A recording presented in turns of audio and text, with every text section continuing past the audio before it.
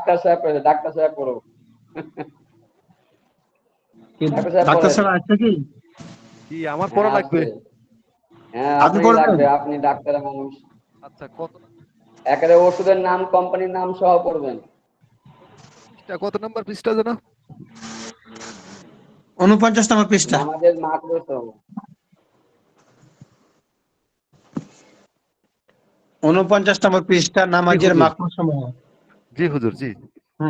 বলেন। নামাজের মাকরু সমূহ।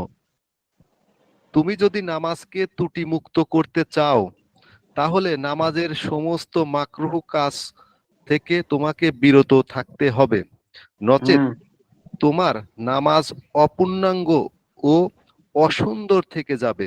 নামাজের মাকরুহ গুলি এই: 1 নাম্বার, কাপড় নিয়ে বা শরীরের কোনো অঙ্গ নিয়ে খেলা করা। বুঝি নাই এটা। 2 নাম্বার, ভদ্র সমাজে যাওয়া যায় না এমন বাজে কাপড়ে নামাজ পড়া এবং প্রাণীর ছবিওয়ালা কাপড়ে নামাজ পড়া। 3 নাম্বার, আস্তিন গুটিয়ে রাখা এবং নষ্ট হবে বলে কাপড় গুটিয়ে রাখা। 4 নাম্বার, মাথায় বা কাঁধে চাদর বা রুমাল ঝুলিয়ে রাখা। 5 নাম্বার, তুচ্ছ স্থানে, রাস্তায় ও কবরস্থানে নামাজ পড়া। 6 নাম্বার, কারোর জায়গায় তার সম্মতি ছাড়া নামাজ পড়া। 7 নাম্বার, বিনা ওজরে শুধু লুঙ্গি বা পায়জামা পরে নামাজ পড়া। 8 নাম্বার, বিনা ওজরে বা বিনা প্রয়োজনে খোলা মাথায় নামাজ পড়া। 9 নাম্বার, বিনা ওজরে মাপ পরিমাণ নাজাসাত সহ নামাজ পড়া। নাজাসাত সহ নামাজ পড়া।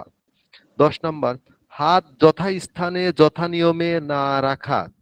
11 নাম্বার, সামনে বা উপরে বা পিছনে ছবি থাকা অবস্থায় নামাজ পড়া। 12 নাম্বার, বিনা প্রয়োজনে ঘাড় ফিরিয়ে ডানে বামে এবং উপরে তাকানো।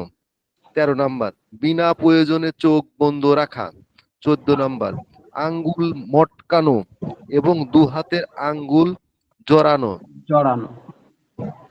15 নাম্বার, সিজদায় বৈঠকে হাত পায়ের আঙ্গুল ও অন্যান্য সময় পায়ের আঙ্গুল কিবলা থেকে ফিরিয়ে রাখা। 16 নাম্বার, হাতের ও মাথার ইশারায় সালামের জবাব দেওয়া। 17 নাম্বার, হাই তোলা। 18 নম্বর, সামনে জায়গা থাকা সত্ত্বেও পিছনের কাতারে দাঁড়ানো।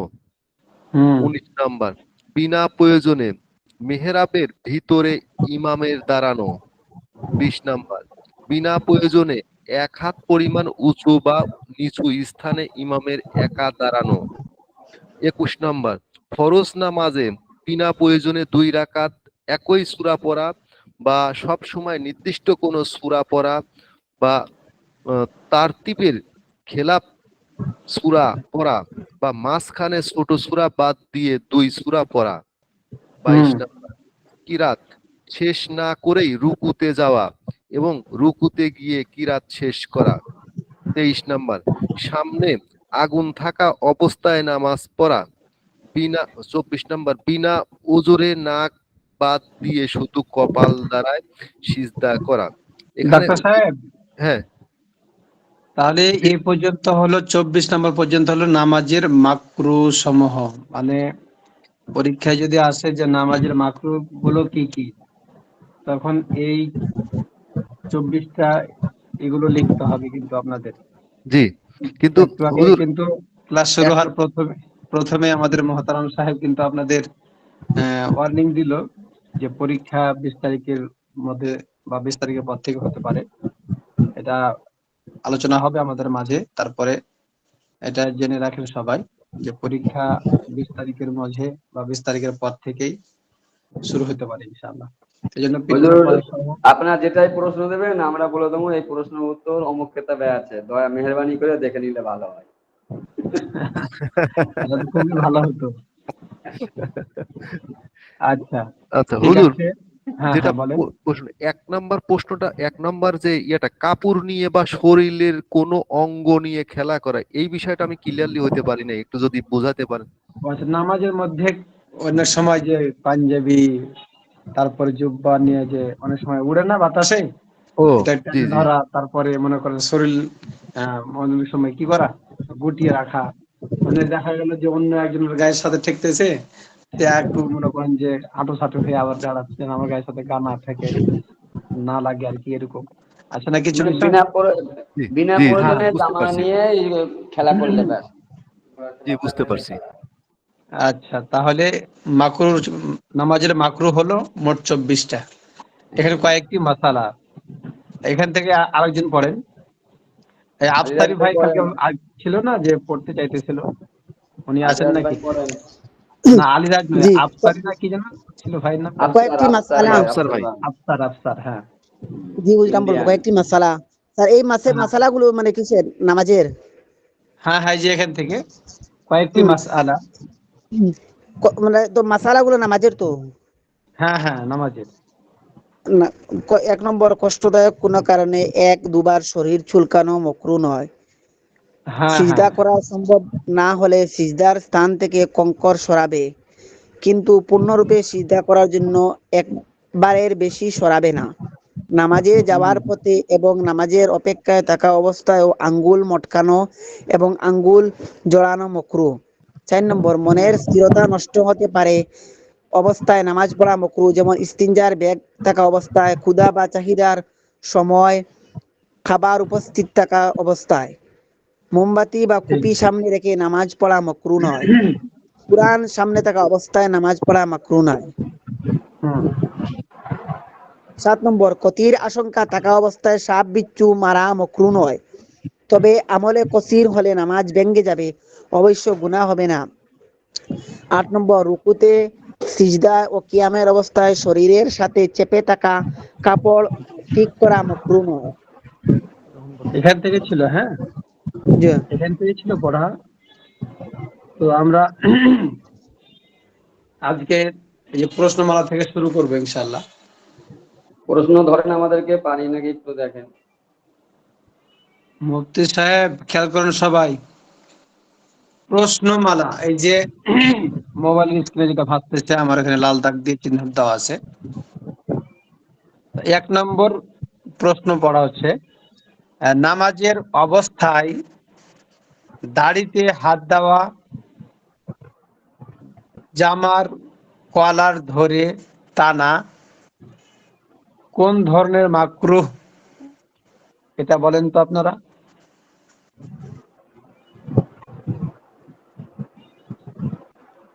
এটা নামাজ ভঙ্গ না হওয়ার মাকরু আর কি, নামাজ ভঙ্গ হবে না। নামাজের নামাজের অবস্থায় দাড়িতে হাত দেওয়া, জামার কলার ধরে টানা কোন ধরনের মাকরু হবে? এটা মাকরু, এই মাকরু মাকরুর দ্বারা তানজিহি, কি না মাকরু তাহারিমি নাকি মাকরু তানজিহি হবে? মাকরু তানজিহি। হ্যাঁ, এটা হচ্ছে সাধারণ মাকরু, যেটাকে মাকরু তাহারিমি নয়, তানজিহ বলা হয়। আর আবার যদি এটা কি হয়, অতিরিক্ত হয়, যেমন নামাজের নামাজের অবস্থায় দাড়িতে হাত দেওয়া, এটা যদি কয়েকবার হয়, একাধিকবার বা 3বারের অধিক হয়ে যায়, তাহলে তখন আর এটা কি থাকবে না, সাধারণ মাকরু থাকবে না, মাকরু বরং থাকবে নামাজ না। নামাজ ভাঙার কারণে গিয়ে পৌঁছিবে আর কি। হ্যাঁ, মানে আমলে কাসির হয়ে যাবে, আমলে কলিল থাকবে না। আমলে কলিল থাকবে না। 2 নম্বর, কি ধরনের কাপড়ে নামাজ পড়া মাকরুহ, এছাড়া অন্য কাপড় না পাওয়া গেলে তখন কি করবে? আগে একটু যে বলেন। সব কাপড়, যে কাপড় পরে লোক সমাজে বা অন্য জায়গায় যাওয়া যায় না, এরকম ধরনের নর্মাল নির্দিষ্ট কাপড় পরে নামাজ পড়া মাকরু। এবং যদি অন্য কোনো হ্যাঁ, কাপড় আর না থাকে, তাহলে ওই কাপড় পরে নামাজ যে পড়া মাকরু কাপড় না। পরে মানুষের সামনে যাওয়া যায় না, সমাজের মানুষের সামনে যাওয়া যায় না, ঠিক ওইরকম কাপড় পরে মসজিদে এসে নামাজ পড়াটাও কি হয় না, এটা মাকরু। হ্যাঁ মাকরুহ হয়ে যায়। কিন্তু যদি তারপরে অন্য কাপড় না থাকে, তাহলে ওইটা পরে নামাজ পড়া যায়। এছাড়া অন্য কাপড় না পাওয়া গেলে তখন কি করবে? তখন তো ওইটা পরে পড়তে হবে, জি। যেহেতু তার বিকল্প কোনো পথ নেই। 3 নম্বর, যথা নিয়মে যথা স্থানে হাত না রাখার বিষয়টি বিস্তারিত উদাহরণ দিয়ে বোঝাও। মানে বলুন তো এটা। যথা নিয়মে যথাস্থানে হাত রাখার নিয়ম হচ্ছে এরকম যে হাত বাঁধার সময় ডান হাত ও নাভির নিচে থাকবে, ডান হাত উপরে, বাম হাত নিচে। সেজদার সময় হাত থাকবে নাকের কাছে, কিবলা মুখ আঙুলগুলো সব কিবলা মুখী হয়ে থাকবে। বসা অবস্থায় হাত থাকবে জাঙের ওপরে, আঙুলগুলো থাকবে হাঁটু বরাবর সোজা। আহ, হ্যাঁ, এই অবস্থায় হাত রাখা যথা নিয়মে যথাস্থানে হাত না রাখার বিষয়টি বিস্তারিত উদাহরণ দিয়ে বলো।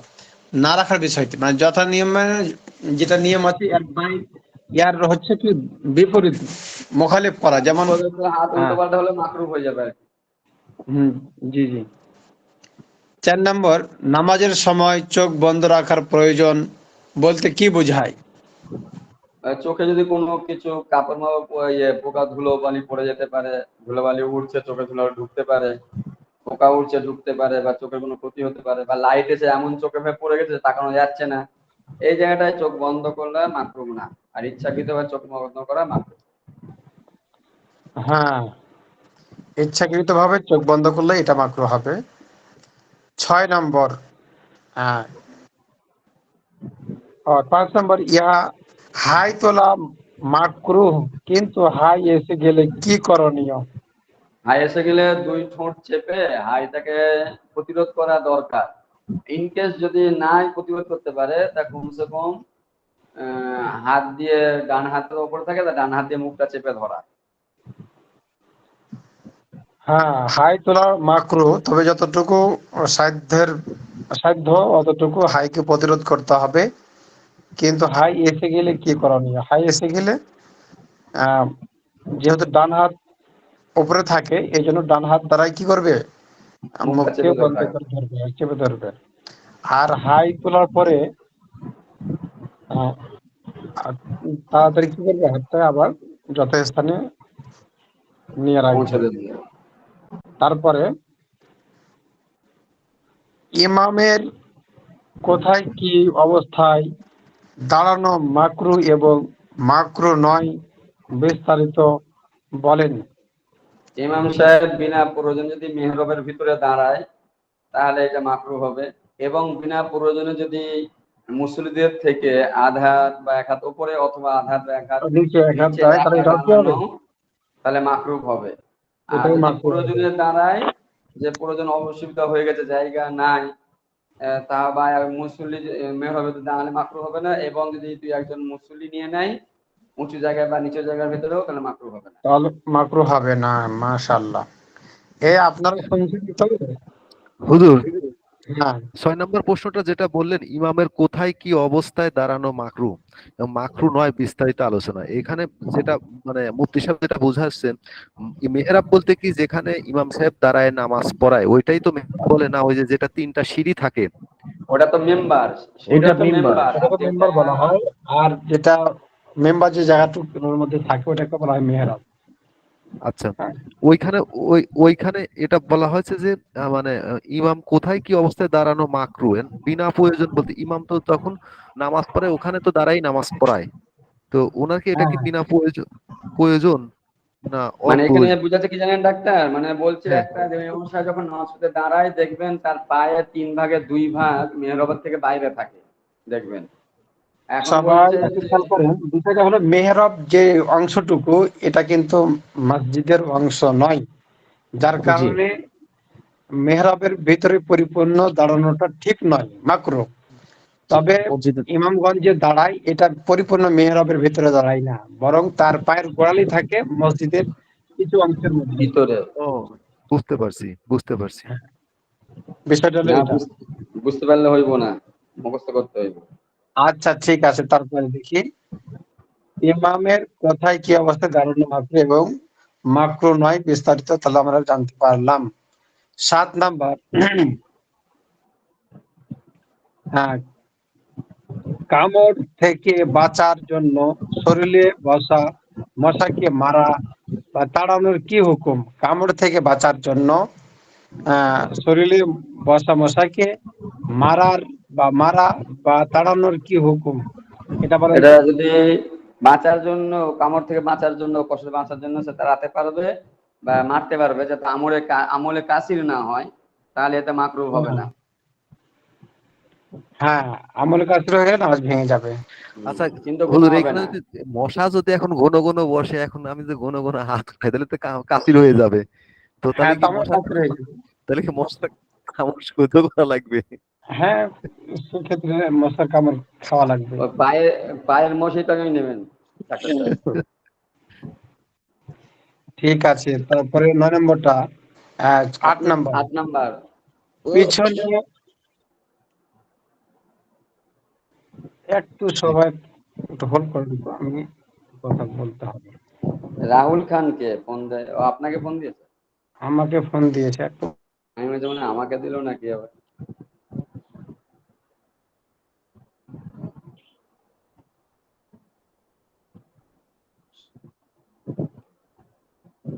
ডাক্তার সাহেব সাহেব, এলাকায় আছেন? জি আছি ভাই, আছি। আমি বেহেশতে যে নোট করতেছি। আমি তো বেশি কালকে ক্লাস করতে পারি নাই, এক জায়গায় গেছিলাম। এখন আরিফ ভাই কই আছে দেখেন দিনই, হারাই গেছে না মোবাইলের পিছে দাঁড়াই আছে, দেখেন খুঁজে বার করেন। আচ্ছা দেখি আরিফ ভাই কোথায় আছে। ও, আজকে অনেক লোক উপস্থিত দেখতেছি। আমি আরিফ ভাই আছে? ইনশাআল্লাহ আছি আছে আছি আছে। আছি ইনশাআল্লাহ আছি। আজকে অনেক লোক উপস্থিত, ভালো লাগবে না লাগতেছে। আজকে? আমি আছি না, ওই জন্য সবাই আছে। অবশ্যই অবশ্যই অবশ্যই, আপনি প্রতিদিন থাকবেন, আপনাকে বিকাশে মিষ্টি খাওয়াবো। হ্যাঁ, ডাক্তার সাহেব এদিকে খেয়াল করেন, পড়ার দিকে খেয়াল করেন। জি। তাহলে 8 নম্বরটা পড়তেছিলাম। 8 নম্বরটা হলো যে পিছনে জুতা বা সামনে আহ, সামনে রেখে নামাজ পড়ার কি হুকুম এবং কেন? পিছনে জুতা বা সামান রেখে, সামনে নয়টা সামান রেখে নামাজ পড়ার কি হুকুম এবং কেন, এটা বলেন তো। পিছনে জুতা বা সামান মানে হচ্ছে জিনিসপত্র, রেখে নামাজ আসবাবপত্র। পড়ার আহ, কোনো মাকরুহ হবে না, পড়া যেতে পারে। এটা রাখতে পারে প্রয়োজন সাপেক্ষে। সামনে বা পিছনে জুতো রাখলে তো কোনো অসুবিধা নেই, কেউ সামনে আসবাবপত্র রাখতে পারে জরুরতের কারণে, যদি হ্যাঁ, চুরি হয়ে যাওয়ার ভয় থাকে বা হারিয়ে যাওয়ার ভয় থাকে, তাহলে পরে সামনে রাখতে পারে, অসুবিধা নেই। 9 নম্বর, নামাজের রোকন, ওয়াজিব ও সুন্নাত তরক করার কি হুকুম? এই আপনারা বলবেন না, এটা কে কইবে? প্রশ্ন হওয়ার জন্য। নামাজের রোকন, ওয়াজিব ও সুন্নাত তরক করার কি হুকুম, এটা আপনারা লিখে পাঠান। নামাজের মধ্যে ওয়াজিব ছুটে গেছে অথবা সুন্নাত তরক হয়ে গেছে, তাহলে এগুলোর কি হুকুম, আপনারা এটা উত্তর লিখে গ্রুপে পাঠান, ওখান থেকে আমরা চেক করব। আচ্ছা, আজকে যে পড়া হবে নতুন পড়া, সেটা হলো এইটা, নামাজ নামাজ আদায়ের বিবরণ। আদায়ের বিবরণ। নামাজ আদায়ের বিবরণ, এটা কিন্তু ইম্পর্টেন্ট একটি মশলা। যেহেতু নামাজ আদায় করতে হয় কিভাবে, আহ, এখানে সুন্দরভাবে যেগুলো আমরা পড়ে আসলাম, যেমন আমরা নামাজের ফরজ পড়েছি, নামাজের ওয়াজিব গুলো পড়েছি, নামাজের সুন্নাত গুলো পড়েছি, তারপরে এইখানে যেটা বলা হবে কোনটার পরে কোনটা, নামাজের নিয়ম যেটা আর কি, বিবরণ। এই তালিম ইসলামে যেটা হুজুর বললাম পুরো এইটাই এখানে বাংলায় আর কি। হ্যাঁ হ্যাঁ, এটা এখানে বাংলাতে আছে। তো যাই হোক, আমরা এখান থেকে দেখি কোনটা কিভাবে আছে। আমাদের যদি কম বেশি থাকে, তাহলে অবশ্যই এখান থেকে ঠিক করতে হবে আমাদের। এটা কিন্তু একটি মানে সাজাইয়ে দিয়েছে। নামাজের প্রত্যেকটা রুকুন কিন্তু ফরজ না, আবার প্রত্যেকটা রুকুন না আবার ওয়াজিবও না, আর প্রত্যেকটা রুকুন কিন্তু সুন্নাতে মুআক্কাদা না। কোনটা ফরজ, কোনটা ওয়াজিব, আবার কোনটা কি সুন্নাতে মুআক্কাদা। এই জন্য কোনটা মুস্তাহাব। এখানে নিয়মটা সুন্দরভাবে দিয়েছে। তাহলে আমাদের নামাজটার যদি কোনো কম বেশি থাকে, তাহলে আমরা এখান থেকে এই জিনিসটাকে সারিয়ে উঠতে পারবো ইনশাআল্লাহ। তাহলে এখান থেকে পড়া হচ্ছে নামাজ আদায়ের বিবরণ। দেখেন, সবাই খেয়াল করেন, যাদের কিতাব আছে কিতাবে ধরেন। তুমি যদি কোনো নামাজ আদায় করতে চাও, তাহলে কিবলামুখী হয়ে দাঁড়াও। তুমি যদি কোনো নামাজ আদায় করতে চাও, তাহলে কিবলামুখী হয়ে দাঁড়াও। এখানে ব্র্যাকেটে দিয়েছে, দু পায়ের গোড়া ও মাথা সমানভাবে কিবলামুখী থাকবে, এবং মাঝখানে 4 আঙ্গুল পরিমাণ ফাঁকা থাকবে। সবাই খেয়াল করেন, খুবই গুরুত্বপূর্ণ। নামাজের যে সঠিক সলিউশন, যেটা সঠিক পদ্ধতি, সেটা এখানে দেওয়া আছে, আমরা সবাই এখান থেকে শিখে নেব। তাহলে তুমি যদি কোন নামাজ আদায় করতে চাও তাহলে কেবলামুখী হয়ে দাঁড়াও, 2 পায়ের গোড়া ও মাথা সমানভাবে কেবলামুখী থাকবে এবং মাঝখানে 4 আঙ্গুল পরিমাণ ফাঁকা থাকবে। নামাজে অনেক সময় আমরা দাঁড়াই না, অনেক সময় পা অনেক ফাঁকা করে দাঁড়াই, অনেক সময় মধ্যখানে অনেক বেশি ফাঁকা থাকে। এরকম নয়, যাতে সকলের পা সমান বরাবর থাকে, এই জন্য একটা পরিমাপ দেওয়া আছে। যদি কারোর শরীর স্বাস্থ্য মোটা হয় সেক্ষেত্রে তো তার প্যারাগুলো হয় না, তো তার শরীরের ভারসাম্য যেভাবে ঠিক রাখতে পারবে অতটুকু তাকে ফাঁকা রাখতে পারবে, এখানে কোনো অসুবিধা নেই। তবে যারা স্বাভাবিক মানুষ, দাঁড়াতে কোনো কষ্ট হয় না, তারা যথাযথভাবে 4 আঙ্গুল পরিমাণ বা তার থেকে একটু বেশি রাখতে পারে, কোনো অসুবিধা নেই। তারপরে দেখেন, এবং যে নামাজ আদায় করতে চাও সেই নামাজের নিয়াত করে 2 হাত 2 কানের লতি পর্যন্ত তোলো। তাহলে কি বললো? এবং যে নামাজ আদায় করতে চাও সেই নামাজের নিয়াত করে 2 হাত 2 কানের লতি পর্যন্ত তোলো। অনেক সময় আমরা কি করি না, হাত উঠাই, কিন্তু ওইটা ওইভাবে আমরা গুরুত্ব দিই না। আর এখানে যেটা পাওয়া গেল যে নামাজ পড়বো সেই নামাজের কি করতে হবে, আগে নিয়াতটা করতে হবে যে আমি জোহরের সালাত, জোহরের 4 রাকাত সুন্নাত অথবা ফরজ অথবা পরের 2 রাকাত সুন্নাত পড়তেছি, এই নিয়াতটা রাখা মনে মনে আর কি, যে আমি ফরজ জোহরের 4 রাকাত সুন্নাত পড়তেছি, অথবা যে কোনো নামাজ, যেই নামাজ পড়তে চাই সেই নামাজের নিয়াতটা করবে। আর নিয়াত করার পরে 2 হাত কানের লতি পর্যন্ত, 2 হাত 2 কানের লতি পর্যন্ত কি করবে, তুলবে। আরিফ বিন হাবিবের যেটা বয়ান আছে, ওখানে আপনারা দেখতে পারেন, ইউটিউবে আছে অথবা ফেসবুকে পাবেন।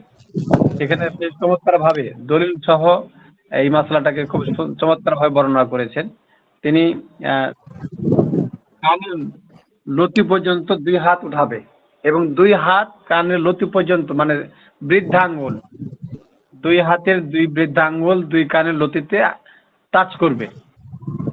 তাহলে পারে এই মুস্তাহাব আমলটা আদায় হবে, তিনি বলেছেন এখানে। আমরা যখন হাত তুলবো 2 কানের লতি পর্যন্ত হাত তুলবো, যাতে করে আমাদের 2 হাতের 2 বৃদ্ধাঙ্গুল কানের লতি বরাবর হয়, বা কানের লতিতে টাচ করলে কোনো অসুবিধা নেই, বরং এটাও একটা মুস্তাহাব আমল হবে, তিনি বলেছেন আর কি। তারপরে আসেন, হাতের তালু ও আঙ্গুল কেবলামুখী থাকবে এবং আঙ্গুলগুলো স্বাভাবিক অবস্থায় খোলা থাকবে। হাতের তালু ও আঙ্গুল কেবলামুখী থাকবে এবং আঙ্গুলগুলো স্বাভাবিক অবস্থায় খোলা থাকবে। যেমন ভাবে আমরা হাত সাধারণত থাকে, এটাকে বলা হয় স্বাভাবিক অবস্থা। আর এভাবেই কি থাকবে, আঙ্গুলগুলো হালকা হালকা ভাবে ফাঁকা থাকবে, এখানে কোনো নিয়ম নাই। সাধারণ ভাবে যে হাত থাকে, এটা কি বলা হয় যে একটা নিয়ম। হাতের তালু ও আঙ্গুল কেবলামুখী থাকবে এবং আঙ্গুলগুলো স্বাভাবিক অবস্থায় খোলা থাকবে, না বেশি লাগানো না বেশি ছড়ানো। লাগানো বেশি থাকবে না, আবার আঙ্গুলগুলো বেশি ছড়ানোও থাকবে না, ফাঁকাও থাকবে না আর কি। তারপর আল্লাহু আকবার বলো, তারপরে কি বলবে, আল্লাহু আকবার বলবে। তাহলে আমরা এই পর্যন্ত যেটা পেলাম সেটা হচ্ছে, প্রথমেই আমরা কি করব, যেই নামাজ পড়বো সেই নামাজে নিয়াত করব, 2 হাত কানের লতি পর্যন্ত তুলবো। তারপরে হাতের আঙ্গুলিগুলো স্বাভাবিকভাবে থাকবে কেবলামুখী হয়ে, আর বেশি খোলাও থাকবে না, বেশি ফাঁকাও থাকবে না, এরকম।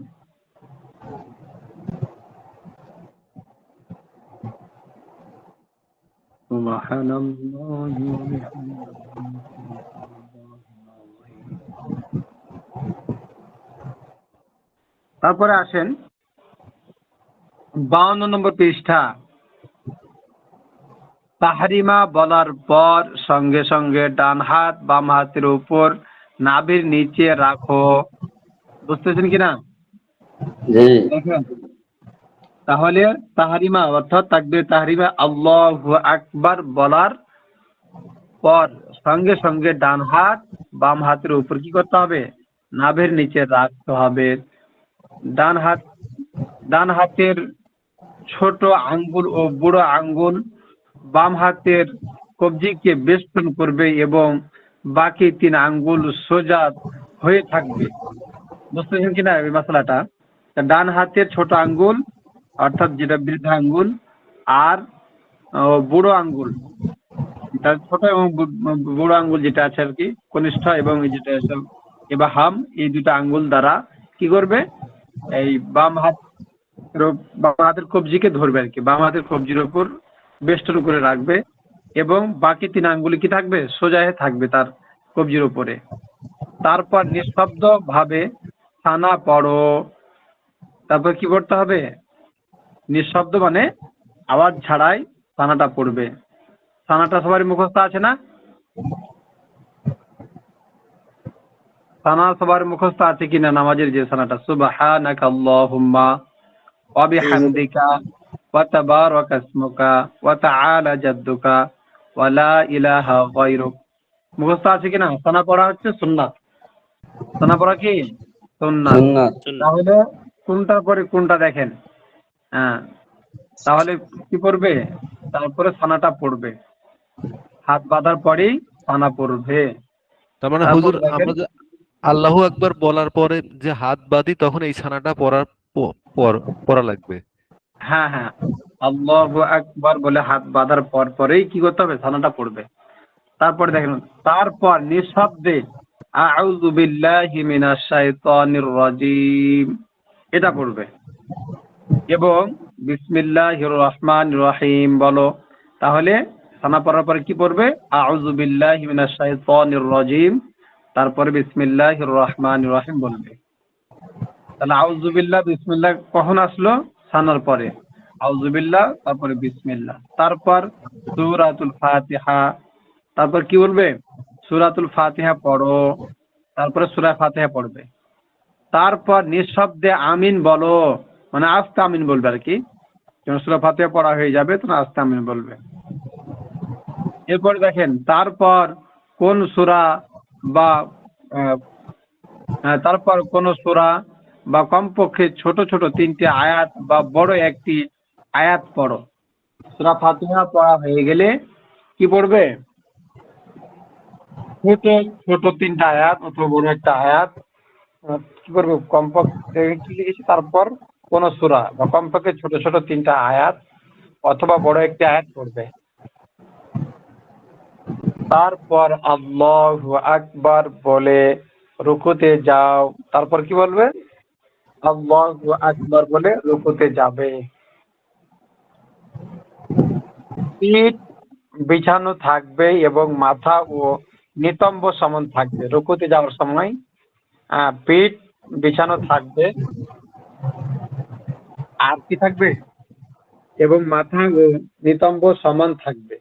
মাথা ও নিতম্ব কি থাকবে, একবার বরাবর থাকবে। অনেক সময় আমরা রুকু করি, রুকুতে মানে যা যেমন মন চাই বাস, কেউ তার নিজের মতো হালকা ভাবে মাথা নোয়াইলো, কেউ বেশি নোয়াইলো, কেউ আবার পিঠ গোল হয়ে আছে, এরকমটা নয়, বরং পিঠ বিছানো থাকবে এবং মাথা এবং নিতম্ব সমান থাকবে, অর্থাৎ মাজা এবং মাথা এই সমান থাকবে, একবার পিঠ বরাবর থাকবে। এটাকে বলা হয় রুকু। এবং আঙ্গুলগুলো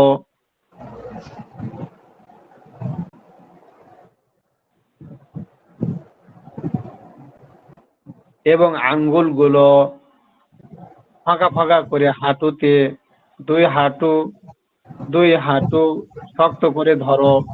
তারপর কি বলতেছে, এবং আঙ্গুলগুলো অর্থাৎ হাতের আঙ্গুলগুলো ফাঁকা ফাঁকা করে দুই হাঁটু শক্ত করে ধরো। তাহলে আঙ্গুলগুলো ফাঁকা ফাঁকা করে 2 হাঁটুকে কি করবে, শক্ত করে ধরবে। আর রুকুতে অন্তত 3 বার সুবহানা রাব্বিয়াল আযীম বলো। রুকুতে অন্তত সর্বনিম্ন 3 বার এই তাসবিহটা পাঠ করতে হবে। রুকুতে সর্বনিম্ন অর্থাৎ সুবহানা রাব্বিয়াল আযীম অন্তত 3 বার বলতে হবে। তারপরে দেখেন, সামি আল্লাহু লিমান হামিদা এবং রব্বানা লাকাল হামদ বলতে বলতে রুকু থেকে মাথা তোলো। সামি আল্লাহু লিমান হামিদা এবং রব্বানা লাকাল হামদ বলতে বলতে কি বলবে? মাথা তুলবে। মুক্তাদি শুধু রব্বানা লাকাল হামদ বলবে। মুক্তাদি শুধু কি বলবে? রব্বানা লাকাল হামদ। এবং সোজা হয়ে দাঁড়াও। রুকু থেকে উঠে সোজা হয়ে দাঁড়াতে হয়, বুঝতে পারলেন কিনা? জি অনেক মানুষ আছে রুকু থেকে সোজা হয়ে দাঁড়ায় না, তার আগে সিজদাতে চলে যায়। জি, তাদের ওই সময় শর্ট তো। তাদের সময়ের অনেক দাম মনে হচ্ছে। জি, কিন্তু আচ্ছা, বলেন তো। বাজারে গিয়ে আধা ঘন্টা বসে থাকবো এখনো কিছু পাও পেতে হবে। হ্যাঁ, বাজারে গিয়ে টেলিভিশনে বসে থাকবে, তাতে কোনো আপত্তি নাই, কিন্তু নামাজের মধ্যে জি, রুকু থেকে সোজা হয়ে আসসালামু দাঁড়াবে। আলাইকুম। জি হযরত। ওয়ালাইকুম সালাম। জি, এখানে আমি একটু প্রশ্ন করতাম আর কি, সেটা হচ্ছে যে এখানে সামি আল্লাহু লিমান হামিদা বলার পর মুক্তাদিরা রব্বানা লাকাল হামদ বলবে, হ্যাঁ, দাঁড়ানোর পর এখানে তারপরে আরেকটা দোয়া আছে, যেটা ওটা কি পড়তে হয়? আমরা প্রায় সময় আমরা পড়ি, এটা পড়লে কি সওয়াব, না পড়লে তো কোনো গুনাহ নেই। হ্যাঁ, এই যে আপনি বলতেছেন যেমন না যে হামদান কাসীরান তাইয়্যিবান মুবারাকান ফি, এটা হ্যাঁ হ্যাঁ, বলা যাবে না কেন? এখানে এটা এতটুকু বলা দেয়নি। এটা এটা তো পড়া মুস্তাহাব তো আমল উত্তম, তো। এটা তো পড়া উত্তম নাকি? মুস্তাহাব আমল, এটা পড়লে করলে ভালো। ভালো না শুনেন, করলে আমি সমস্যা। আমি বলি, আপনার সবাই কথা বলেন না, সবাই বললে তো আবার প্রশ্নকারী জবাব পাবে না। এই জন্য জি এই যে দেখেন, তারপরে সামি আল্লাহু লিমান হামিদা বলবে এবং জি রব্বানা লাকাল হামদ বলতে বলতে রুকু থেকে মাথা তুলবে, ঠিক না? হ্যাঁ, জি মুক্তাদি শুধু রব্বানা লাকাল হামদ বলবে, এখানে যেটুকু দিয়েছে এটুক পড়া হচ্ছে হ্যাঁ, সুন্নাতে মুআক্কাদা। মানে আচ্ছা, বাকিটুক যেন হামদান কাসীরান তাইয়্যিবান মুবারাকান ফি যেটুকু আছে না, জি এটুক বলা কিন্তু সুন্নাতে মুআক্কাদা না, বরং ওইটুক পড়া হচ্ছে মুস্তাহাব, উত্তম। এই জন্য ওইটুক এখানে দেয়নি, ঠিক আছে না? ওটুক যদি কেউ জি পড়তে চায় পড়তে পারবে, তাতে কোনো কি নাই, গুনাহ নেই। আবার আচ্ছা যদি আচ্ছা, কেউ না পড়ে তো গুনাহ হবে না, আবার যদি কেউ পড়ে তো সব হবে, তো, ঠিক আছে না? কেউ জি ছেড়ে দিলে গুনাহ হবে না ওটুক। এই জন্য ওটুক জি এখানে দেয়নি। তাহলে রব্বানা লাকাল হামদ এই পর্যন্ত পড়াটাই হচ্ছে সুন্নাতে মুআক্কাদা, এই জন্য এইটুকু এখানে দিয়েছে। এবং জি সোজা হয়ে দাঁড়াবে, তা রুকু থেকে সোজা হয়ে দাঁড়াতে হবে। রুকু থেকে সোজা হয়ে দাঁড়ানো, রুকু থেকে সোজা হয়ে দাঁড়ানো এটা হচ্ছে ওয়াজিব। মানে রুকু থেকে সোজা হয়ে দাঁড়াতে হবে, তারপরে যেতে হবে সিজদাতে। এখন কেউ যদি রুকু থেকে সোজা হয়ে পরিপূর্ণ না দাঁড়ায়, বরং রুকু থেকে সোজা হয়ে দাঁড়ানোর আগেই সেই সিজদাতে চলে যায়, তাহলে তার জি ওয়াজিব তরক হয়ে যাবে। আর ওয়াজিব তরক হয়ে গেলে নামাজ সিজদা, যদি ইচ্ছাকৃত ভাবে নামাজের ওয়াজিব নষ্ট করে কেউ, তাহলে নামাজ ভঙ্গ হয়ে যাবে, আবার শুরু থেকে আচ্ছা পড়তে হবে। আর যদি কেউ ভুলবশত করে, তাহলে সিজদা দিতে হবে। তাহলে এই জন্য আচ্ছা আমরা খেয়াল রাখবো যে এরকম কোনো মানুষ বা কোনো মুসল্লি যদি থাকে, তো আমরা অবশ্যই তাদেরকে এটা ধরাই দেবো, যাতে করে কখনোই তারা রুকু থেকে পরিপূর্ণভাবে সোজা না হয়ে সিজদাতে না যায়। জি, তারপরে অসংখ্য আছে, ধন্যবাদ হযরত। হ্যাঁ, তারপর তাকবীর বলা অবস্থায় শেষ শেষদায় রওনা হও। দেখেন, তারপর তাকবীর বলা অবস্থায়, মানে তাকবীর বলা হয় আল্লাহু আকবার, এই শব্দটাকে বলা হয় তাকবীর। তাহলে তাকবীর বলা অবস্থায় সিজদায় রওনা হও, তাহলে আল্লাহু আকবার বলে সিজদাতে যেতে হবে। এবং প্রথমে দুই হাত, হাঁটু, তারপর দুই হাত, তারপর দুই হাতের মাঝের মাঝে কপাল ও নাক মাটিতে রাখো। আর কি বললো? তারপর তাকবীর বলে সিজদাতে রওনা হবে। এবং প্রথমে দুই হাত, তারপরে দুই দুই হাঁটু, হাঁটু প্রথমে। তারপর দুই হাত, হ্যাঁ দুই হাত, তারপরে দুই হাতের মাঝের কপাল ও নাক মাটিতে রাখো। তাহলে হাঁটু, তারপরে দুই হাত, তারপরে দুই হাতের মাঝখানে কি রাখবে? কপাল এবং নাক মাটিতে রাখবে, এটাকে সিজদা বলা হয়। এখন কেউ কপাল রাখলো অথবা কেউ নাক নাক মাটিতে রাখলো, এটা নয়, বরং উভয়টা, দুটাই থাকা লাগবে, একটা নয়। বরং সিজদাতে আমার কি থাকা লাগবে? কপাল এবং নাক দুটাই ঠেকানো লাগবে। কি খবর মেহেদী? এই ডাক্তার সাহেব কিধার গিয়া? ক্লাস করছে। হ্যাঁ, এই একটু চলতেছি রে ভাই। সবাই আছেন? ঘুম যায় নাকি? ঘুম যায় না, আর একটু সময় আছে। এই যে না, না, না, না, আলিরাজ ভাই আসি। ঘুমাই গেছে, আরিফ ভাই ঘুমাই গেছে, ডাক্তার সাহেব তো গেছেই গা। না, না, আমি না আসি ভাই, তো। এখানে আছি, ঘুমাই নাই। আসি, আরে শুনতেছি। সবাই যদি Hello, বলে তাহলে কথা তো শোনা যাবে না। sharing your screen, everyone. এই এই ঘুমে এই গরমে কার তো ঘুম আসবেও না, বুঝছি তো।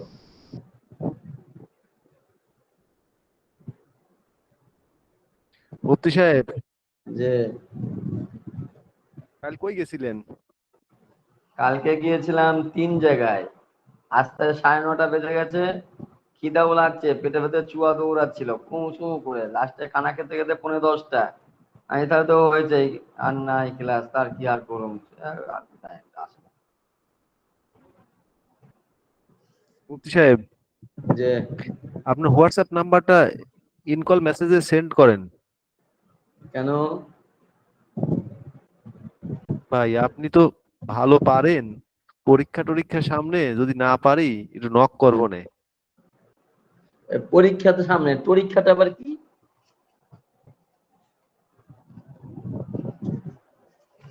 ডাক্তার সাহেব, হ্যাঁ, পরীক্ষাটা কি? পরীক্ষাটা কি? পরীক্ষাটা কি সেটাই তো বুঝতে পারি না, খালি না, জীবনে পরীক্ষা পরীক্ষার তো মধ্যে। বুঝলাম, পরীক্ষা তো বুঝলাম, পরীক্ষা টরীক্ষাটা তো বুঝলাম না আবার। ও, ওইটা হুম। পরীক্ষা টরীক্ষা তো বোঝেন না, এটা হচ্ছে লেগে ভাষা, ওটা কথার হচ্ছে কথা, চায়ের মতো, চায়ের সাথে টায়ের মতো। কথার ও কথা। আচ্ছা, আমি একবার ইন্ডিয়া গিয়েছিলাম, তা ট্রেনের ভেতরে ওই সুইপার উঠছিল, বুঝছেন? হুম। তা সুইপারকে বলা হলো যে আপনি এই টয়লেটটা পরিষ্কার করে দেন, করে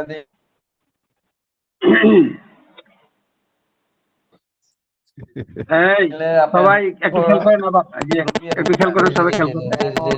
জি। তাহলে কি বলা হলো? তারপর দুই হাত, তারপর দুই হাতের মাঝে কপাল ও নাক মাটিতে রাখো, এভাবে সেজদাটা করবে। ব্রেকাটে দেখেন, দুই বাহু মাটি থেকে এবং উদর উভয় উদর উরুদয় থেকে এবং দুই বাহু পার্শ্বদয় থেকে দূরে থাকবে। তবে ভিড় তবে ভিড় থাকলে বাহু পার্শ্বের সঙ্গে মিলিয়ে রাখবে। হাত ও পায়ের আঙ্গুল কেবলামুখী থাকবে এবং হাতের আঙ্গুলগুলো মিলিত থাকবে। এখানে যেটা একটু বিস্তারিত ভাবে বলে দিল ব্রেকাটে, যেটা হচ্ছে দুই বাহু মাটি থেকে, দুই বাহু মাটি থেকে, যেমন আমাদের অনেক সময় হাত বিছাইয়ে দিই না, তাহলে হাতটা কি করা যাবে না, বিছানো যাবে না। তাহলে দুই বাহু মাটি থেকে এবং উদর উরুদয় থেকে, যেমন পেটটা আছে না, অনেক সময় সেজদা কিন্তু কাছে করলে পেট এবং রান কিন্তু থেকে যায়। এই জন্য উদর অর্থাৎ পেট, পেট উরুদয় থেকে মানে রান থেকে কি থাকবে, একটু ফাঁকা থাকবে। যেমন দূরে সেজদা করলে নিয়মিত দূরে সিজদা করলে যতটুকু দরকার ততটুকু করলে কিন্তু পেট এবং রান এটা মিলে থাকে না। আর যখন কেউ কাছে সিজদা করতে যায়, তখন তার পেটের সঙ্গে অথবা রানের সঙ্গে পেট কি হয়, মিলে যায়। এই জন্য এটা বলতেছে এবং উদর উরুদয় থেকে এবং দুই বাহু পার্শ্ব থেকে। এমন অনেক সময় কি করে, পার্শ্বর সাথে কি লেগে যায়, পাঁজরের সাথে হাত একবার চেপে রেখে দেয়, এটা নয়, বরং দূরে থাকবে। তবে ভিড় থাকলে মানে ঘন খুব চাপাচাপি হয়ে দাঁড়াইছে, তাহলে বাহু পার্শ্বের সঙ্গে মিলিয়ে রাখবে, এতে কোনো আপত্তি নেই। হাত ও পায়ের আঙ্গুল কেবলামুখী থাকবে। হাত এবং আঙ্গুল কি থাকবে, কেবলামুখী থাকবে এবং হাতের আঙ্গুলগুলো মিলিত থাকবে এবং হাতের আঙ্গুলগুলো মিলিত থাকবে। সেজদায় অন্তত 3 বার সুবহান রাব্বিয়াল আ'লা বলো। হুজুর, সেজদায় 3 বার হুজুর, অন্তত সুবহান রাব্বিয়াল আ'লা বলতে হবে। কি বলেন? মেয়ের মাস্টার একটা প্রশ্ন দিয়েছে আপনার কাছে, যে মেয়েরাও কি হাত মিলিয়ে রাখবে না জোড়া রাখবে না ফাঁকা রাখবে? দেখে নিচ্ছি, আমি একটু দেখে নিই তাহলে। দেখে আহ, নিয়ে উত্তরটা। এটা কই তাদের কি ইয়াতি দিয়েছে? হ্যাঁ, একটা এসেছিল যে মেয়েরাও কি হাত মিলিয়ে রাখবে, যে মিলানো যাবে না নাকি না ফাঁকা থাকবে? আচ্ছা দেখতেছি, থামেন আমি একটু দেখে নিই তাদের এটা। নামাজের রোকন ইচ্ছা করে ছেড়ে দিলে, আর কি আপনাদের হাজিরা নামা হচ্ছে, মেয়েদের ও কি মেলানো যাবে, যাবে না? মেয়েদের ও কি মেলানো যাবে না মানে সিজদা অবস্থায় যে হাতের কথা বলছি এটা নাকি? হ্যাঁ, ওইটাই মনে হয়। সিজদা অবস্থায় মেয়েদেরটা মেলানো থাকবে, মেয়েদের গুলো কি থাকবে, মেলানো থাকবে। হ্যাঁ, মেয়েদের গুলো মেলানো থাকবে, মেয়েদের আর ছেলেদের গুলো ফাঁকা থাকবে আর কি।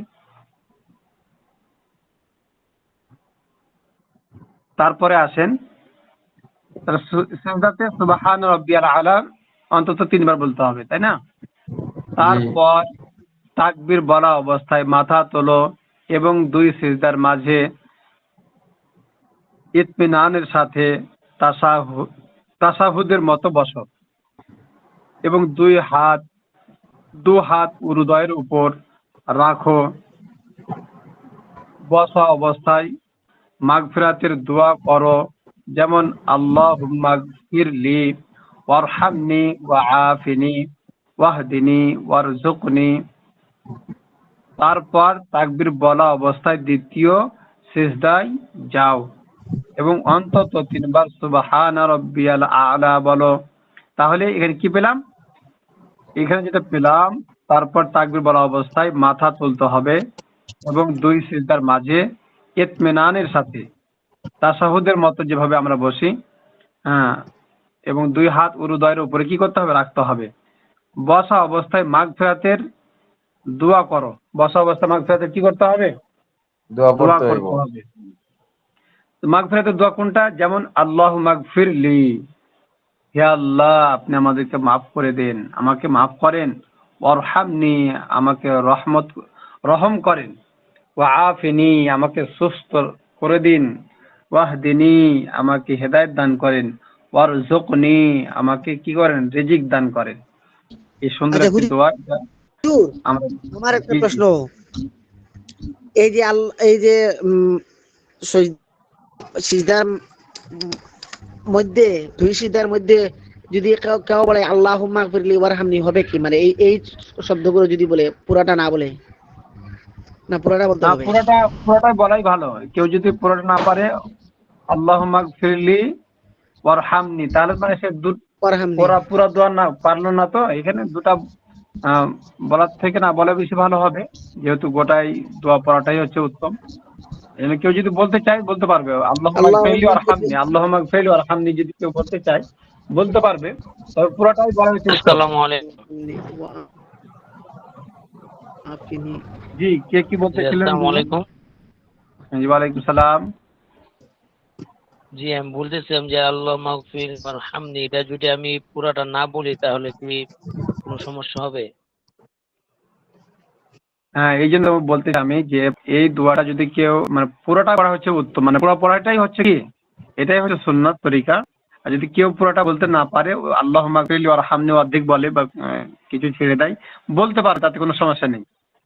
না, যদি পুরা না আমি এটা পড়লাম না, শুধু সেজদা চলে গেলাম, তাহলে সমস্যা হবে আর নাকি যদি সেটা কেউ বলবো। শুনেন, এটা হচ্ছে পড়া জরুরি নয়। কেউ যদি পড়ে তাহলে এটার সব পাবে সে, আর যদি কেউ না পড়ে তাহলে কি হবে না, কোনো ক্ষতি নেই, গুনাহ নেই। আর যদি কেউ এটা কি অর্ধেক বলতে মুস্তাহাব চায়, আমল অর্ধেক নাকি? ছেড়ে দিতে চায়, আর ওটা শুনেন না আমার কথাটা পুরোটাই। আর কেউ মনে করেন যদি কেউ অর্ধেক করতে চায় বা অর্ধেক ছেড়ে দিতে চায়, তাহলে সেই ক্ষেত্রে পড়তে পারে, তবে পুরোটাই পড়া উত্তম। যদি কেউ বলতে চায় তাহলে পুরোটাই বলবে, অর্ধেক নয়। তো অর্ধেক বলতে পারবে, অসুবিধা নেই। বুঝতে পারলেন কিনা? জি জি, বুঝতে পারছি। কিন্তু এটা কি মুস্তাহাব আমল নাকি ইয়া হ্যাঁ, এটা মুস্তাহাব সুন্নত? আমল। এটা মুস্তাহাব আমল। জি জি, জাযাকাল্লাহ। তারপরে আসুন, তারপর তাকবীর বলা অবস্থায় দ্বিতীয় সিজদায় যাও এবং অন্তত 3 বার বলো, 3 বার সুবহান রাব্বিয়াল আ'লা। তাহলে দ্বিতীয় সিজদাতে কি বলবে, সুবহান রাব্বিয়াল আ'লা অন্তত পক্ষে 3 বার। তারপরে 53 নম্বর পৃষ্ঠাতে আসি, এখান থেকে কিছু পড়ি। তারপর তাকবীর বলে সিজদা থেকে মাথা তোলো, তারপর তাকবীর বলে সিজদা থেকে মাথা তোলো, তারপর দুই হাতে জমিনে ভর না দিয়ে, তারপরে দুই হাতে জমিনে ভর না দিয়ে এবং না বসে সোজা দাঁড়িয়ে যাও, এবং না বসে সোজা দাঁড়িয়ে যাও। এই পর্যন্ত 1 রাকাত হলো। এই পর্যন্ত কয় রাকাত হলো? 1 রাকাত। তাহলে তারপর তাকবীর বলে সিজদা থেকে মাথা তুলবে, তারপর 2 হাত জমিনে ভর না দিয়ে, অনেক সময় আমরা কি করি, জমিনে ভর দিয়ে ধাক্কা দিয়ে আমরা সিজদা থেকে উঠি, এরকম। আর যাদের শক্তি আছে, যাদের কোনো মাজুরিয়াত নাই, তারা আমরা এই যে এখানে যেটা বললো সেভাবে আমরা দাঁড়ানোর চেষ্টা করব। পায়ের ভরে দাঁড়াবো আমরা, হাত দিয়ে শক্তি সঞ্চয় করে নয়, বরং যারা মাজুর, যারা দাঁড়াইতে পারতেছে না, কষ্ট হয়, তারা এই হাত ব্যবহার করতে পারে। আর যারা যুবক আছি, পড়তে পারি, কোনো সমস্যা হয় না, তারা আমরা এইভাবেই চেষ্টা করব। তারপর ভর না দিয়ে, জমিনে ভর না দিয়ে এবং না বসে সোজা, অনেক সময় সিজদা থেকে না বসে, মনে করেন যে সিজদা থেকে মাথা তুলে সোজা দাঁড়িয়ে যাবে, এটাই হচ্ছে নিয়ম। এই পর্যন্ত 1 রাকাত হলো। এই পর্যন্ত কয় রাকাত হলো? 1 রাকাত হলো। আর কি পড়বো না থাকবে এই পর্যন্ত? 2 রাকাত কেমন কি হতে এই পর্যন্ত হতে পারে। আচ্ছা ঠিক আছে, আরেকটু পড়ে নিই, আরেকটু পড়ি। এইবার দ্বিতীয় রাকাত। প্রথম রাকাতে যা যা করছো, প্রথম রাকাতে যা যা করছো, দ্বিতীয় রাকাতেও তা করো। প্রথম রাকাতে যা যা মানে যেগুলো করা হয়েছে সেগুলো করতে হবে, সেগুলো করতে হবে। তবে 2 হাত উঠাবে না এবং সানা ও আউযুবিল্লাহ তাআউযুজ, মানে তাআউযুজ বলা হয় আউযুবিল্লাহ এবং বিসমিল্লাহকে, এগুলো কি করবে না? পড়বে না। তাহলে 2 হাত উঠাবে না এবং সানা এবং আউযুবিল্লাহ বিসমিল্লাহ এগুলো পড়বে না দ্বিতীয় রাকাতে।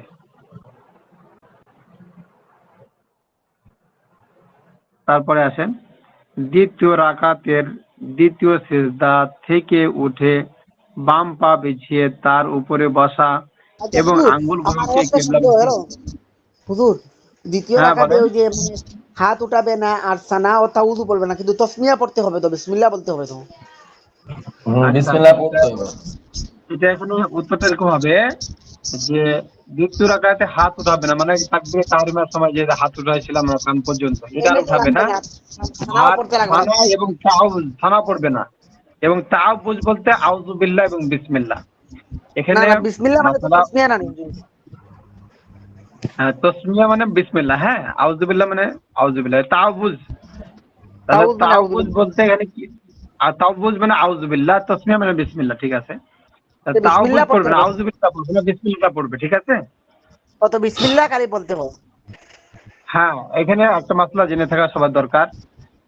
আউযুবিল্লাহ বিসমিল্লাহ প্রথম রাকাতের শুরুতে যেটা পড়া হয়, আউযুবিল্লাহ এবং বিসমিল্লাহ প্রথম রাকাতের শুরুতে যেটা পড়া হয়, সানা পড়ার পর সেটাই হচ্ছে সুন্নাতে মুআক্কাদা, মানে এটা ছাড়া যাবে না। প্রথম রাকাতের শুরুতে আউযুবিল্লাহ এবং বিসমিল্লাহ এটা ছাড়া যাবে না। তবে দ্বিতীয়, তৃতীয়, চতুর্থ রাকাতের শুরুতে তাওবুজ এবং তাসমিয়া, এটার হুকুম কি? এটার হুকুম হচ্ছে এখানে যেটা তাওবুজ পড়বে না, অর্থাৎ আউযুবিল্লাহটা পড়বে না, বিসমিল্লাহটা পড়বে। তার মানে দ্বিতীয় রাকাতে আবার তৃতীয় এবং চতুর্থ রাকাতে আচ্ছা তাওবুজ হুজুর, পড়াটা এটা। আরেকটা সন্দেহ আমার, যদি কেউ ভুলবশত তাউজ পড়ে মানে দ্বিতীয় রাকাতে, তাহলে হবে কি? হ্যাঁ, তাওবুজ যদি কেউ ভুলবশত পড়ে নেয়, এই ক্ষেত্রে কি হতে পারে, এটা সমাধানটা আসতে পারে। তার আগে আমরা এই মাসলাটা ক্লিয়ার করি আগে। দ্বিতীয় এবং তৃতীয়, চতুর্থ রাকাতে তাওবুজ এবং বিসমিল্লাহর হুকুমটা কি? প্রথম রাকাতে আউযুবিল্লাহ এবং বিসমিল্লাহ পড়া সুন্নাতে মুআক্কাদা, এটা পড়তেই হবে, ছাড়া যাবে না। দ্বিতীয় এবং তৃতীয় এবং চতুর্থ রাকাতে যদি তাওবুজ এবং বিসমিল্লাহর হুকুমটা হলো এরকম যে পরের রাকাতগুলোতে আউযুবিল্লাহটা পড়বে না, বিসমিল্লাহটা পড়বে। আর যদি কেউ বিসমিল্লাহটা যদি ছুটে যায়, দ্বিতীয়, তৃতীয়, চতুর্থ রাকাতে বিসমিল্লাহ ছুটে যায়, এটা হচ্ছে মুস্তাহাব। পরের বার পড়া হচ্ছে মুস্তাহাব, আগের বার পড়া, অর্থাৎ প্রথম রাকাতে পড়া সুন্নাতে মুআক্কাদা, পরের বার পড়া এগুলো হচ্ছে মুস্তাহাব। এক্ষেত্রে যদি ছুটে যায় তাতে কোনো কি নাই, কোনো সমস্যা নেই। কেউ যদি তাওবুজ পড়ে ফেলে দ্বিতীয় এবং তৃতীয় চতুর্থ রাকাতে যদি তাওবুজ পড়ে ফেলে, এক্ষেত্রে তারতিব নষ্ট হওয়ার কারণে, যেহেতু তাওবুজ আউযুবিল্লাহ পরে পড়ার কোনো হুকুম নেই, আউযুবিল্লাহ পড়ার পরে কি হুকুম নেই, শুধু প্রথমবার পড়া তার হুকুম আছে। তো এই জন্য তাওবুজ যেহেতু সে পড়ে ফেলেছে দ্বিতীয় এবং তৃতীয় রাকাতে বা চতুর্থ রাকাতে, এই ক্ষেত্রে তার কি করতে হবে, তারতিব ভঙ্গ হওয়ার কারণে এটা ওয়াজিব ভঙ্গ হয়। এই জন্য সিরিয়াল মেনটেন না থাকার কারণে তাকে কি করতে হবে, সাও সিজদা দিতে হবে। বুঝতেছেন কিনা সবাই? জি জি জি এক বুঝা আমলের হ্যাঁ। পরে আরেক আমল, যেমন এক এক আমলের পরে আরেক আমল যেটা ছিল ওটাকে আপনি যখনই অন্য একটা তার মধ্যে আমল ঢোকায় ওটা ভঙ্গ করেছেন, এই জন্য তারতিব নষ্ট হয়ে গেলে ওয়াজিব নষ্ট হয়ে যায়। আর ওয়াজিব নষ্ট হয়ে গেলে তখন সাও সিজদা দেওয়া লাগে আর কি। তারপরে দ্বিতীয় রাকাতে দ্বিতীয় সিজদা থেকে উঠে বাম পা বিছিয়ে তার উপর বসো এবং আঙ্গুলগুলোকে কেবলামুখী করে ডান পা খাড়া রাখো, আর দু হাত উরুদয়ের উপর রাখো। হাতের আঙ্গুলগুলো স্বাভাবিকভাবে ছড়ানো থাকবে এবং কেবলামুখী থাকবে। তাহলে এখানে কি বসলো, দ্বিতীয় রাকাতে দ্বিতীয় সিজদা থেকে উঠে বাম পাটাকে বিছায়া তার উপরে বসবে এবং আঙ্গুলগুলোকে কি করবে, কেবলা মুখের দিকে যথাসাধ্যভাবে রাখার চেষ্টা করবে এবং ডান পা খাড়া রেখে দুই হাত তার উরুদয়ের উপরে রাখবে। এটাই হচ্ছে তাশাহুদে বসার নিয়ম, বৈঠকে বসার নিয়ম।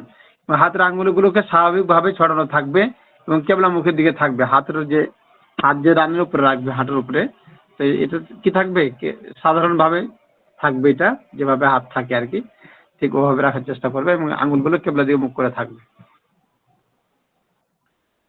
তারপর হযরত আব্দুল্লাহ ইবনে মাসউদ রাদিয়াল্লাহু তাআলা আনহু হইতে বর্ণিত তাশাহুদ পড়ো।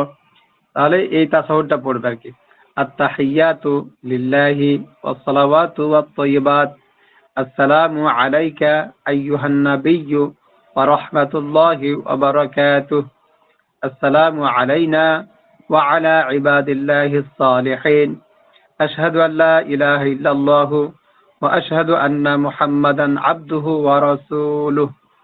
এই পর্যন্ত কি করবে, তাশাহুদ পাঠ করবে। এটা আব্দুল্লাহ ইবনে মাসউদ রাদিয়াল্লাহু তাআলা আনহু থেকে বর্ণিত এই তাশাহুদটা। তারপরে সময় সময় হয়ে গেছে, পড়বো নাকি থাকবে? সমস্যা দিতে পারেন এই পৃষ্ঠাটা। এই পর্যন্তই থাক হুজুর। জি, অনেক পড়া হলো। হুজুর একটা জিনিস জানার ছিল যে বলছেন যে কেউ যদি আউযুবিল্লাহ পড়ে দ্বিতীয় রাকাত, তখন হ্যাঁ, তারে সহিহ সিজদা দিতে হবে। যদি সহিহ সিজদা না দেয় তাহলে কি নামাজ অসম্পূর্ণ হবে? সাহুদ সিজদা হচ্ছে নামাজের ওয়াজিব শুধু তরক হলে পারে বা ছুটে গেলে এক্ষেত্রে সাহুদ সিজদা দিতে হয়। কেউ যদি জেনে সাহুদ সিজদা ছেড়ে দেয়, মানে যেমন ভাবে কেউ ইচ্ছাকৃত ভাবে ওয়াজিব ছেড়ে দিল, জি। তাহলে পরে নামাজটা তার কি হয়, নামাজটা হয় না, ফাসেদ হয়ে যায় নামাজ। এই জন্য সাহুদ সিজদা ওয়াজিব হয়ে গেলে সাহুদ সিজদা দেওয়া। কেউ ভুলবশত, এখন সাহুদ সিজদা ওয়াজিব ছিল কারোর উপরে, কেউ ছেড়ে দিল, যেমন কার নামাজের মধ্যে ভুল হয়েছিল, তো সাহুদ সিজদা তার জন্য জরুরি ওয়াজিব ছিল, এক্ষেত্রে আবার সাহুদ সিজদা দিতে ভুলে গেছে, তাহলে কি হবে? এক তো হলো ইচ্ছাকৃতভাবে ওয়াজিব ছেড়ে দেওয়া, তাহলে পরে নামাজ নষ্ট হয়ে যাবে, আবার নামাজ তাকে শুরু থেকে পড়তে হবে। দ্বিতীয়ত হলো ভুলবশত ওয়াজিব ছুটে গেলে সাহুদ সিজদা দেওয়া। ইচ্ছাকৃতভাবে ওয়াজিব ছেড়ে দিলে পরে সাহুদ সিজদা দিয়ে কাজ হবে না।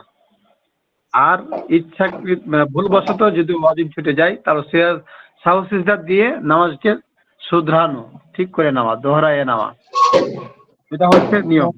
এখন কেউ যদি সাহুদ সিজদাও ছেড়ে দিল, এই ক্ষেত্রে করণীয় কি? এই ক্ষেত্রে কিরকম করণীয় হলো যে ইখতিলাফি মাসালা, বিশেষভাবে এখানে ইখতিলাফ বলতে কেউ কেউ বলেন যে নামাজ আর দোহরানো লাগবে না, আবার কেউ কেউ বলেন যে নামাজ দোহরানো লাগবে। এই ক্ষেত্রে সতর্কতা বশত নামাজ দোহরে নেওয়াই ভালো।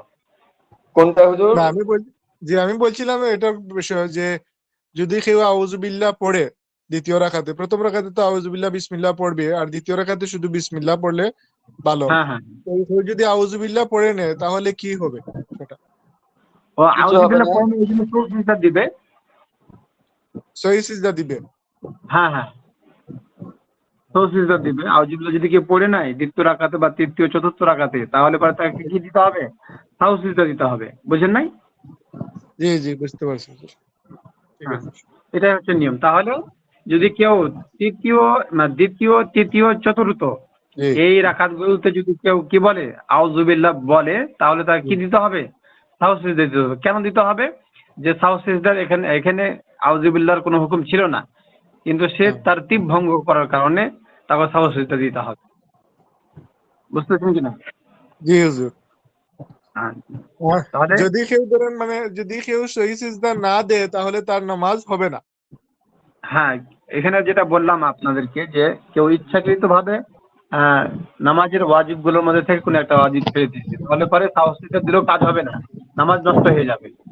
কেউ যদি ভুলবশত ওয়াজিব ছুটে যায়, তারপর নামাজের মধ্যে মনে হলে পরে সাহস সিজদা দিতে হয়, এটা তাই না? জি আর কেউ সাহস সিজদা তার উপরে ওয়াজিব ছিল, নামাজের মধ্যে ভুল হয়েছে, কিন্তু জি বেচারা সাহস সিজদা দিতেও ভুলে গেছে, তাহলে এক্ষেত্রে কি তার নামাজটা হলো কিনা? এক্ষেত্রে দুই হুকুম ইখতিলাফি মাসালা, তো এই ক্ষেত্রে জি কোন ওলামা ইকরাম বলেন নামাজ তার দোহরানো লাগবে না, আবার কোন ওলামা ইকরাম বলেন যে তাকে নামাজ দোহরানো লাগবে আর কি, আবার পড়তে হবে। বুঝতেছেন কিনা? জি। তাইলে তো ওই যে যে মানে আউযুবিল্লাহ বিসমিল্লাহ আউযুবিল্লাহ বলা যেটা এটা তো ধরেন মানে ইয়ের ভিতরে ছিল না, কিন্তু বাড়তি হওয়ার জন্য সহি সিজদা দিতে হচ্ছে। হ্যাঁ হ্যাঁ, বাড়তে হওয়ার কারণে সাহস দিতে হবে। হ্যাঁ, বুঝতে পারছি। ঠিক আছে, সবাই ইনশাল্লাহ একটু আমরা এই যে মাসলাগুলো পড়লাম, আমরা জানলাম। অনেকের জানা ছিল না, অনেকের আবার জানা থাকলেও পরিপূর্ণ জানা ছিল না। আমরা এখান থেকে অনেক কিছু শিখতে পারলাম। এটা জি জি, হযরত হ্যালো। বলেন বলেন। জি হযরত, এই যে এই দোয়াটা একটু বাংলাটা একটু বলে দেন তো। আল্লাহুম্মা গফিরলি ওয়ারহামনি ওয়াহদিনি ওয়াহদিনি, জি এটা একটু বাংলাটা একটু বলো তো হযরত। আচ্ছা, আল্লাহ মাগফিরলি, আল্লাহুম্মা গফিরলি, ইয়া আল্লাহ মাগফিরলি, আপনি আমাকে মাফ করেন।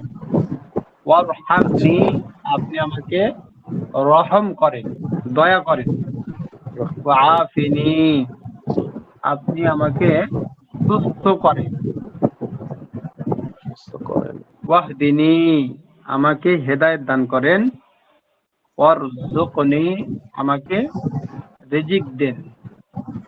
বুঝতেছেন কিনা? আলহামদুলিল্লাহ। জি আলহামদুলিল্লাহ। মানে একটা দোয়ার মধ্যেই সবকিছু পাওয়া যায় আর কি। হ্যাঁ হ্যাঁ হ্যাঁ, একটা দোয়ার মধ্যে তাহলে আলহামদুলিল্লাহ সবকিছু পেয়ে গেলাম। এই এক ছোট্ট একটা দোয়ার ছোট মধ্যে একটা দোয়াতে। কত সুন্দর কথা ঢোকানো আছে দেখেন, তাই না? এই জি জন্য আমরা জি হযরত। পড়ার চেষ্টা করবো। এই দোয়াটা অনেক সুন্দর দোয়া একটি। হ্যাঁ হ্যাঁ। জি হুজুর, এখানে যদি বাংলা পড়া হয়, বাংলা যদি দোয়াটা করা হয় তাহলে কি নামাজের করা মধ্যে যাবে? বাংলা চলে? বিশেষভাবে আপনাদের কাছে বলে করেন। রাখি যে নামাজের মধ্যে কোনো বাংলা চলবে না। নামাজের মধ্যে যেই পদ্ধতি বলা আছে বা আরবিতে পড়তে হবে, যেগুলো আরবি দোয়া আছে আরবিতে পড়তে হবে। বাংলা কেউ যদি জি বলে এটা গ্রহণযোগ্য না, কেননা নামাজের মধ্যে বাংলা বলাটা সমীচীন নয়। কেন? সূরা ফাতিহার তো বাংলা আছে, তাই না? যদি কেউ সূরা ফাতিহা বাংলাতে পড়ে, অর্থটা পড়ে, তাহলে কি তার নামাজ হবে? হবে না। ঠিক অনুরূপ ভাবে কোনো দোয়া এগুলো বাংলাতে বলা যাবে না। যদি আপনি কেউ জি সিজদাতে জি, দোয়া করতে জাযাকাল্লাহ। চাই, যেমন জি সিজদাতে দোয়া করতে চাই, তাহলে এটা ইফতারতে সিজদা দিয়ে, যেমন তাহাজ্জুদের সময় হতে পারে, রাত্রে হতে পারে, বা যে কোনো সময় হতে পারে। ইফতার একটা জি। আলাদা দোয়া, মানে না সিজদা করবে, এই সিজদাতে গিয়ে সে দোয়াগুলো করতে পারে, যে কোনো দোয়া বাংলাতে হোক আরবিতে হোক, তাতে কোনো কি নাই, সমস্যা নেই। তো নামাজের মধ্যে সিজদাতে বা নামাজের মধ্যে কোনো বাংলা এটা চলবে না, গ্রহণযোগ্য না। ঠিক আছে, এ পর্যন্ত থাক তাহলে। সবাই একটু ভালোভাবে পড়বেন, সবার কাছে জি অনুরোধ আমার। ঠিক আছে। ঠিক আছে, আজকে এ পর্যন্ত জি থাক। হুজুর। ঠিক আছে হুজুর। আরিফ খান চৌধুরী কি কয়, মুখস্থ করা শুরু করছে না? কিছু বললেন? আমি আরিফ খান চৌধুরী থেকে পড়া শুরু করেছি। আল্লাহ মাগফিরলি ওয়ারহামনি ওয়াআফিনি ওয়াহদিনি ওয়ারযুকনি। আচ্ছা মানে এখানে কি কেউ আছেন নামাজের রুকন ও ওয়াজিব সুন্নত তরক করার হুকুম কি এটা লিখে দেওয়ার জন্য বলা হয়েছিল? এটা তো মাসতুরাতের জন্য, ও এটা আমার জন্য না। এটার উত্তর হচ্ছে কোন রকম নামাজে কোনো রকম ছেড়ে দিলে নামাজে কি হবে, নামাজে কোনো রকম ছেড়ে দিলে ইচ্ছাকৃতভাবে নামাজ ভেঙে যাবে। নামাজের ওয়াজিব যদি ছেড়ে দেয় ইচ্ছাকৃতভাবে সহজা দিতে হবে, ইচ্ছাকৃতভাবে যদি ছেড়ে দেয় তাহলে নামাজ ভেঙে যাবে। এই সুন্নত যদি ইচ্ছাকৃতভাবে ছেড়ে দেয় তাহলে নামাজ ভেঙে যাবে, আর যদি ভুলবশত ছেড়ে দেয় সহজা দিতে হবে না। এই তো মাসালা। আপনি তো মুফতি ভাই সাহেব, এর জন্য আপনি কর কর কর কর কর কর কর কর করতেছেন। এই আরিফ ভাই কি আছে? আমি আছি তো, এই জন্যই তো কইলাম আপনি তো মুফতি সাহেব, এই জন্য কর কর কর কর করতেছেন। ডাক্তার সাহেব, ডাক্তার সাহেব, আরিফ ভাই হ্যাঁ কিছু শুনতেছি, কইবেন? আরিফ ভাই কিছু কোন? বলতেছি রাসেল যে ভাই, আমি কি খারাপ বললাম? কি আমি বক্তব্য খারাপ দিবেন। বলছি? আমি কি মুড কর কর কর করুম কোন? এই আপনার জন্য কাছে বিচার বললাম দিলাম, আপনি কিছু কোন? মুরগা আন্ডা দেতা है, যে মুরগি আন্ডা এত দিতেছেন আপনি, সবই তো আপনি। मुर्गा अंडा देता है, मुर्गा আলহামদুলিল্লাহ। तो अंडा नहीं देता है, मुर्गी अंडा देता है, मुर्गा तो मुर्ग हो गया लो। আচ্ছা, এই এবার এবার এই তাফসীর করেন। আল্লাহুম্মা গফিরলি, আবার বলে দেন, আমার মাথায় ঢুকতেছে না, আরেকবার বললে মনে হয় কে যাইবো, বলেন। মাথায় যদি আল্লাহ ঢুকান লাস্টে এবার ইয়ে হয়ে যাবে না, এই গ্যাস ঢুকে যাবে না মাথায়। আল্লাহ আহ আল্লাহুম্মা গফিরলি, আল্লাহ আমাকে মাফ করুন। ওয়ারহামনি, আমার প্রতি আচ্ছা রহম করুন। ওয়াআফিনি, এবং আমার আমাকে, প্রতি রহম করুন। জি আমাকে আমার প্রতি রহম করুন, আমাকে রহম করুন। ওয়াআফিনি, আমাকে সুস্থতা দান করুন। এবংটা কে কইবে? এই ওয়াহদিনি, আফসার সাহেব, আমাকে হেদায়েত দান করুন। এবংটা কি আমি বলে দেবো? আপনি ওয়ারজুক, আমাকে রিজিক দান করুন। আলহামদুলিল্লাহ। না, অনেক সুন্দর কথা, এই জন্য মানে এটার প্রতি একটু মাথাতে ঢুকে রাখতেছি আর কি। কোন দিকে আল্লাহুম্মা ঢুকাবেন? গফিরলি, হে কোন আল্লাহ দিকে আপনি ঢুকাবেন? আমাকে কোন দিক মাফ দিয়ে? করে দেন, এই তো নাকি? আহ, জি জি। মানে আল্লাহুম্মা গফিরলি, হে আল্লাহ আপনি আমাকে মাফ করে দেন।